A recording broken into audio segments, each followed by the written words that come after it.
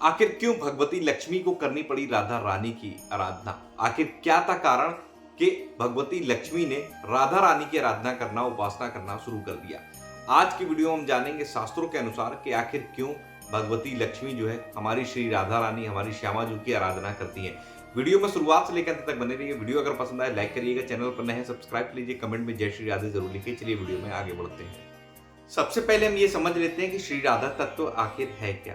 जिनके समान किसी का ऐश्वर्य नहीं, तो उनसे ज्यादा फिर हो ही क्या सकता है। जो समस्त ऐश्वर्य से युक्त होकर के नित्य अपने धाम में नित्य विहार करते रहते हैं, ऐसे भगवान श्री कृष्ण को सर्वप्रथम हम प्रणाम करते हैं। ऐसे ही भगवान श्री कृष्ण की जो विलास रस है, उनका जो सार है, वो श्री राधा तत्व है। इस दृष्टि से श्री राधा के श्री अंग जो है परम दिव्य परिगणित होते हैं, यानी कि उनके जो अंग है वो परम दिव्य है, उनकी कोई गणना नहीं की जा सकती। शास्त्रों में वर्णित है कि कई लोगों का कहना है कि जो स्वर्ग की अंगनाएं, यानी कि जैसे अपने यहाँ पृथ्वी पर महिलाएं होती है, वैसी स्वर्ग में महिलाओं को अंगनाएं कहते हैं। उनके जो शरीर की सुगंध होती है वो कमल के समान दिव्य होती है। अब मनुष्यों में जो खुशबू पाई जाती है वो या तो भैंस की तरीके होती है या फिर मछली की तरीके उनका जो अंग होता है वो गंध मारता है। अब बात की जाए अगर अप्सराओं की, तो अप्सराओं की जो शरीर की गंध होती है वो भी एकदम नए कमल के समान, खिले हुए कमल के समान दिव्य होती है। अब बात करें अगर अनंत कोटि ब्रह्मांडों की जो ऐश्वर्य की अधिष्ठात्री देवी भगवती महालक्ष्मी है, उनके शरीर की जो सुगंध है वो दिव्य होती, उसकी आभा जो है दिव्य होती, उसका कहना ही क्या है। लेकिन भगवती महालक्ष्मी से भी अद्भुत अंग की जो सुगंध है वो गोपियों के अंग से आती है, उसका कहना ही क्या है, आप कल्पना ही नहीं कर सकते हैं। ब्रह्मा जी ने गोपियों की रज को प्राप्त करने के लिए 60,000 वर्षों तक तप किया था।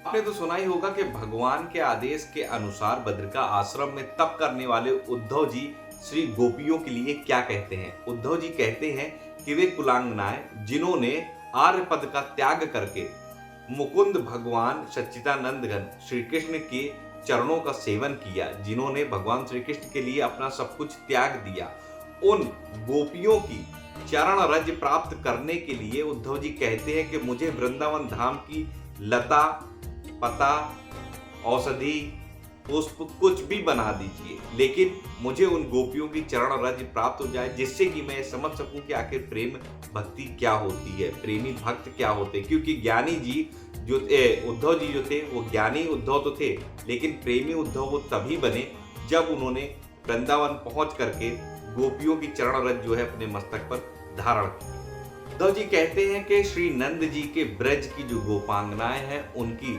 चरण रज को मैं बार बार प्रणाम करता हूँ। गोपियों के द्वारा भगवान श्री कृष्ण की लीलाओं का जो सार गाया गया है वो आज भी तीनों लोगों को जो है पवित्र करता है और सदा करता रहेगा। यहाँ पर गोपियों की आप महिमा देखिए कि महालक्ष्मी अधिष्ठात्री, ऐश्वर्य की अधिष्ठात्री देवी जो भगवती लक्ष्मी है, वो गोपियों के पैरों की रज प्राप्त करने के लिए ब्रज में आई और बेलवन में तपस्या करने लगी। लेकिन उनके अंदर तो गोपियों का भाव तब आए ना जब उनको आज्ञा हो।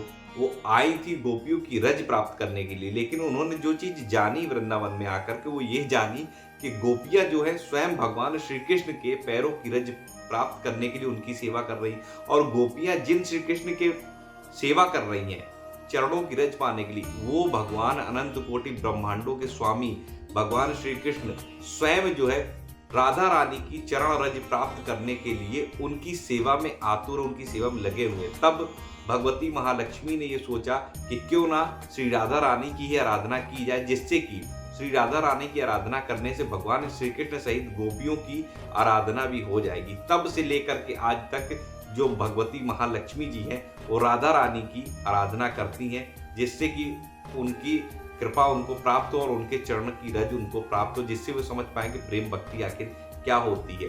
तो आपने आज की वीडियो में ये समझ पाया होगा कि आखिर शास्त्रों में क्या वर्णित है, क्यों महालक्ष्मी जो है आज भी राधा रानी की आराधना करती हैं, इसका मुख्य कारण क्या था और गोपियों की महिमा क्या है।